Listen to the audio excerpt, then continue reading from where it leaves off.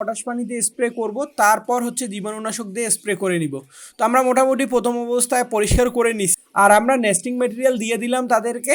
দেখি তারা কি করে, কতক্ষণ লাগে তাদের এই নেস্টিং ম্যাটেরিয়ালটা শেষ করতে। মাশাল্লাহ, এই যে কত সুন্দর কালারের বাচ্চাটা, আর এত সুন্দর কালারের বাচ্চাটা যদি আপনিও নিতে চান এখনই ঝটপট যোগাযোগ করে নিন আমাদের সাথে। ভায়োলেট লাভবার্ড, ব্লু মার্কস, কত তিনটা কোয়ালিটির বাচ্চা আমরা এখানে দেখতে পাচ্ছি। দেখেন কত সুন্দর লাগছে, দেখেন মাশাল্লাহ। আবারও বাচ্চা সংগ্রহ করতে না করতে এরা ডিম পাড়তে শুরু করছে। এই যে দেখেন মাশাল্লাহ, এখানেও একটা ডিম দেখলাম এবং ডিমটা দেখে মনে হচ্ছে জমছে। আর দুই একের মধ্যে বাচ্চাও ফুটবে, কারণ এক ধরনের ফাটা ফাটা দাগ চলে আসছে। কতটা সুন্দর লাগছে, আপনারা একবার হলেও মাশাল্লাহ বলবেন যদি আপনাদের চোখেও এটা সুন্দর লেগে থাকে।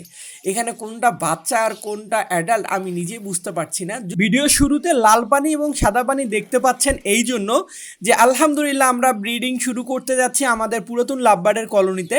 লাল পানি হচ্ছে পটাশ পানি, আর সাদা পানিটা হচ্ছে একদম জীবাণুমুক্ত যে করার জন্য যে স্প্রেটা, সেই স্প্রেটা আমরা যেটা ব্যবহার করে থাকি ওইটি। তো আমরা প্রথমত যেটা করব, বক্সগুলো পরিষ্কার করে নিব, এবং বক্সগুলো পরিষ্কার করে নেওয়ার পরে প্রথমে পটাশ পানি দিয়ে স্প্রে করব, তারপর হচ্ছে জীবাণুনাশক দিয়ে স্প্রে করে নিব। তো আমরা মোটামুটি প্রথম অবস্থায় পরিষ্কার করে নিছি, একদম উপরে রং বা ক্লিন করার কিছু নাই, কারণ আমরা হচ্ছে এই পাখিগুলোকে মাসখানিক হচ্ছে রেস্ট দিছি। নতুন করে আবার যখন 2-3 মাস পরে ব্রিডিং স্টার্ট করব তখন আমরা পুনরায় আবার রং টং করে নিব। তো এখন আসলে রং করা, শুকানো, পুরো 6-7 দিনের একটা প্রসেসিং, যে 6-7 দিন করাতে গেলে ব্রিডিংয়ে 6-7 দিন পিছিয়ে যাবে। এই জন্য আমরা আসলে ওই সময়টা নিচ্ছি না, একদম জীবাণুনাশক প্রথমে পটাশ পানি দিয়ে স্প্রে করে নিলাম। আর আমার কাছে মনে হয় পটাশ পানি সবচেয়ে বেস্ট অফ বেস্ট স্প্রের জন্য। তারপরে আমরা যে জীবাণুনাশক যে স্প্রেগুলো সেটাও করে থাকি, যেটা করতেছি। আর আপনার পটাশ পানি আর জীবাণুনাশক স্প্রে যাই নিতে চান না কেন, আমাদের এই বার্ডস ফুডস অফ ভিজিটে করলেই কিনতে পারবেন এবং নিতে পারবেন। অনেকেই খোঁজ করেন ভাই এটা আমরা কিনতে পারি না, কোথা থেকে কিনবো, এটার জন্য। তো মোটামুটি আমরা বক্সগুলো লাগাই ফেললাম, আর আমি হচ্ছে ওয়ান ম্যান আর্মি, একাই সব করতে হয়, যার কারণে আমি বক্সগুলো লাগানো কিন্তু আমাদের এখন ইজি হয়ে গেছে। জাস্ট খালি বসাই দিলে হয়ে যায়, দেখা যাচ্ছে 2 থেকে 3 মিনিটের মধ্যে আমরা লাগাই ফেলতে পারি। আগে যেমন বাঁধা লাগতো, খোলা লাগতো, এটা এখন আর করতে হয় না আলহামদুলিল্লাহ। আর আমরা নেস্টিং ম্যাটেরিয়াল দিয়ে দিলাম তাদেরকে। দেখি তারা কি করে, কতক্ষণ লাগে তাদের এই নেস্টিং ম্যাটেরিয়ালটা শেষ করতে। ততক্ষণে আমরা যেটা করব, এখন আমাদের যে পুরাতন লাভবার্ডের কলোনি আছে, আমাদের যেটা ভায়োলেট লাভবার্ডের কলোনি এবং হচ্ছে আমাদের ইয়েলো ফিশারের আরেকটা কলোনি, অর্থাৎ 1 নম্বর এবং 2 নম্বর কলোনির আমরা এখন খোঁজ নিতে যাব। তো প্রথমে আমরা ভায়োলেট লাভবার্ডের কলোনিতে দেখলাম, লাস্ট আমরা আপডেটের ভিডিওতে দেখছিলাম বেশ অনেকগুলো বাচ্চা নামছে। যেমন ওই যে দেখেন, সামনেরটা হচ্ছে অ্যাডাল্ট, পিছনেরটা হচ্ছে সাদা বাচ্চা দেখা যাচ্ছে। অ্যালবিনোর একটা বাচ্চা নামছে, অনেক সুন্দর কোয়ালিটির। আর এগুলো হচ্ছে ওদের বাবা মা একদিকে চলে গেছে আমাদেরকে দেখার কারণে। আর আমরা এখন দেখবো যে কয়টা বাচ্চা এখানে আসলে নামছে বা উড়ে বের হচ্ছে।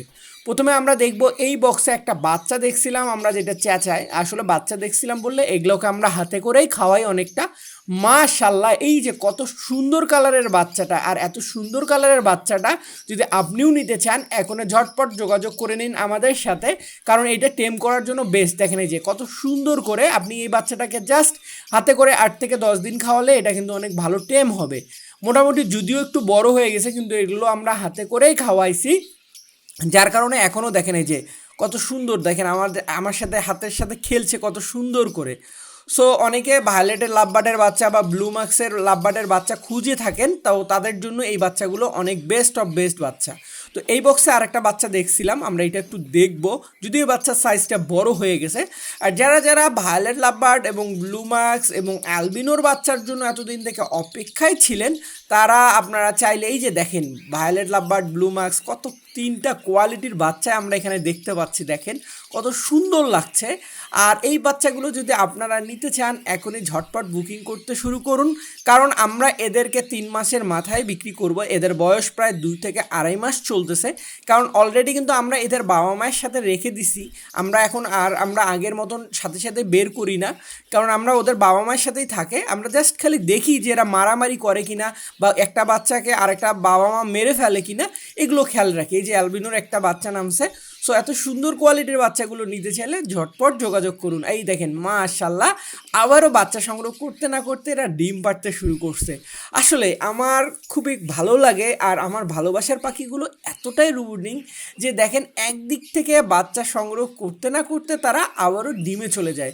আর এতটা ভালো সার্ভিস দেওয়া পাখিগুলোকে আমাকে সুস্থ রাখার জন্য আমাকে যেটা করতে হয়, সুন্দর একটা গাইডলাইন মেনটেন করতে হয়। অর্থাৎ ব্রিডিং কোর্স করাতে হয়, মাসিক কোর্স করাতে হয়, ভালো মানের গ্রিড খেতে দিই, ক্যাটেল ফিশ বন খেতে দিই এবং বিভিন্ন রকমের সিড মিক্স খেতে দিই।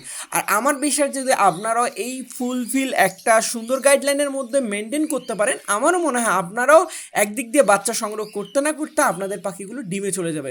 অনেকে বলেন ভাই একটা বার আমরা বাচ্চা পাইছিলাম, তারপরে আমার 6 মাস 1 বছর আর কোনো ডিম বাচ্চাই করতেছে না, এখন করণীয় কী করব? আসলে একটা ব্যাপার আপনাদেরকে বারবার বলি আর আবারও বলছি, একটা আপনার মোবাইলে যখন চার্জ দেন 100% ফুলফিল হওয়ার পরে কিন্তু আপনি ব্যবহার করেন, যখন আবার ব্যাটারির চার্জ 20-এ নেমে আসে বা 50-এ নেমে আসে বা 30-এ নেমে আসে, আপনি কী করেন? আবারও চার্জ দেন। এক্স্যাক্টলি পাখির ক্ষেত্রেও সেম, আপনি আপনার পাখিগুলোকে চার্জ দিচ্ছেন না, শুধু ব্যবহারই করে যাচ্ছেন, ওই পাখি থেকে আপনি কখনোই সফলতাও পাবেন না, রেজাল্টও পাবেন না। এই জন্য আপনাদের কাছে রিকোয়েস্ট, আপনারা একটা সঠিক গাইডলাইনে পাখি পালন করেন। মোটামুটি আমাদের ভায়োলেট লাভবার্ডের দেখা হয়ে গেল, এখন আমরা ইয়েলো ফিশারে যাব যে এটার কি খবর। তো ইয়েলো ফিশার কলোনি এটা হচ্ছে আমাদের 1 নম্বর কলোনি, এটা একদম সর্বপ্রথম সামনের কলোনি, যেটা কুপা কলোনি বলে। আমার একদম এখানে কাটে কুপা না, আল্লাহ মাফ করুক, এখানে অনেক ভালো রেজাল্ট করে। এই যে কাটিয়ে বের হয়ে যায়, উড়ে যায়, মাশাল্লাহ। দেখেন এগুলো কিন্তু বাচ্চা, এই যে সামনেরটা কিন্তু বাচ্চা দেখা যাচ্ছে, বোঝা যাচ্ছে না যেগুলো বাচ্চা না অ্যাডাল্ট, এত ফুলফিল হয়ে গেছে। আসলে এইটাকে বলার কারণ হচ্ছে এই কলোনি থেকে একবার পাখি চুরি হয়ে গেল, একবার কেটে উড়ে চলে গেল। আবার দেখেন বক্সগুলো কিভাবে, বক্স তো কত সুন্দর করে বাসা তৈরি করছে এরা ডিম পাড়তে। এদের বাচ্চা কিন্তু এখন আমরা সংগ্রহ করিনি। যেটা বললাম, উপরের যে ছাদগুলো দেখছেন কিভাবে মানচিত্র বানায় ফেলছেন, মাশাল্লাহ। আমরা এখানে একটা ডিম দেখতে পারলাম, আর এটা হচ্ছে ইয়েলো ফিশারের। তো আমি উঠে এদের আবারও ভয়ে থাকি যে আবার নেট কেটে এরা উড়ে যায় কিনা। তো এদের নিয়ে আমি মহা চিন্তায় থাকি, শুধু এই কলোনিটাই এত কাটাকাটি করে, অন্য কলোনিগুলোতে করে না। আর আপনারা দেখেন এদের কি কোনো রকমের নেস্টিং ম্যাটেরিয়ালের অভাব আছে যে এরা নেস্টিং ম্যাটেরিয়াল নিয়ে যাবে? আমি কিন্তু সর্বোচ্চ চেষ্টা করি এদেরকে নেস্টিং ম্যাটেরিয়ালগুলো দেওয়ার। এই যে দেখেন মাশাল্লাহ, এখানেও একটা ডিম দেখলাম, আমি ডিমটা দেখে মনে হচ্ছে জমছে, আর 2-1-এর মধ্যে বাচ্চাও ফুটবে, কারণ এক ধরনের ফাটা ফাটা দাগ চলে আসছে। তো এই এই এই অবস্থা আর কি। আর এটার কি অবস্থা এটা একটু দেখবো। মোটামুটি সবগুলোতে বাসা তৈরি করে ফেলছে। আর এই যে দেখেন, আর আমরা এই যে একটা স্পট দেখতে পাচ্ছেন মানে অর্থাৎ কালো দাগ, এগুলো আমরা নতুন করে আবারও ছাড়ছি এর এই মধ্যে, যে এরা কি করে আসলে, গন্ডগোল যদি করে সাথে সাথে আমরা ধরে ফেলবো। আর দেখতে এই মুহূর্তটা কতটা সুন্দর লাগছে, আপনারা একবার হলেও মাশাল্লাহ বলবেন যদি আপনাদের চোখেও এটা সুন্দর লেগে থাকে। এখানে কোনটা বাচ্চা আর কোনটা অ্যাডাল্ট আমি নিজেই বুঝতে পারছি না, যদিও যে লোম ছিঁড়া যা বা লোম তুলাটা ওটা দেখলেই বোঝা যাচ্ছে এটা ওরা বাচ্চা, কিন্তু অন্যগুলো কিন্তু দেখেন বোঝা যাচ্ছে না যে এখানে কোনটা বাচ্চা। যেমন এই যে দেখেন সামনেরটা বাচ্চা, কোনোভাবে বোঝা যাচ্ছে। আর এত সুন্দর কোয়ালিটির বাচ্চাগুলো আপনারাও যদি নিতে চান, বারবার বলছি যোগাযোগ করেন। আমার পাখি অল্প সীমিত, কিন্তু অনেকেই নিতে চান কিন্তু দিতে পারি না। এখন সিজন মোটামুটি শুরু হয়ে গেছে, সো যারা যারা নিতে ইচ্ছুক, অনেকে বুকিং করছে, তারা তো ইনশাল্লাহ পাবেন, আর যারা নিতে চান তাদেরকে ইনশাল্লাহ পাঠিয়ে দেওয়া যাবে। তো আমরা যে নেস্টিং ম্যাটেরিয়ালটা দিয়ে গেলাম ওটার কি খবর দেখেন, কেটে কুটে শেষ, নিয়ে যাওয়াও শেষ। এখন আমরা দেখবো যে এরা কয়টা বাসার মধ্যে কে কে নিয়ে গেল। দেখেন মাশাল্লাহ, দেখেন এরা মোটামুটি এই যে এরা একটা বাসার মধ্যে ঢুকাইছে, এরাও দেখেন অনেক সুন্দর করে বাসা তৈরি করছে। আর যদিও এটা আমরা যেটা দেখাচ্ছি এটা দেখেন, এই যে জানি না ওটা কোনটায় ডিম দিবে, সবাই তো ইচ্ছা মতন নিয়ে গেছে।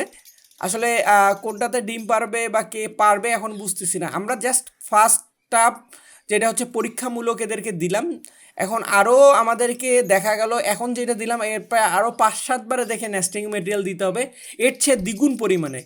তো দেখবো যে এরা আসলে কে কে কটা বাসা তৈরি করে। আর ইনশাল্লাহ আমরা নেক্সট ভিডিওতে যেন এদের কোনো শুভ খবর দিতে পারি আপনাদেরকে, যে না এখান থেকে আমরা যেটা দিলাম বক্স লাগাইলাম বা নেস্টিং মেটেরিয়াল দিলাম, ওরা অলরেডি আলহামদুলিল্লাহ ডিম পাড়তে শুরু করছে।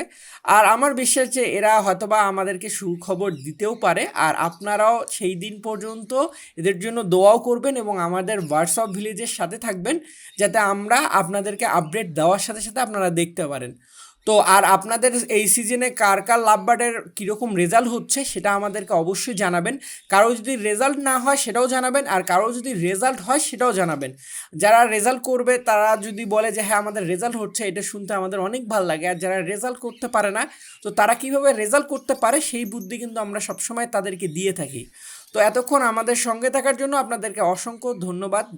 জানি না ভিডিওটা কেমন লাগলো, ভিডিওটা ভালো লাগলে অবশ্যই কমেন্ট করে জানাবেন। আজকের মতন আল্লাহ হাফেজ।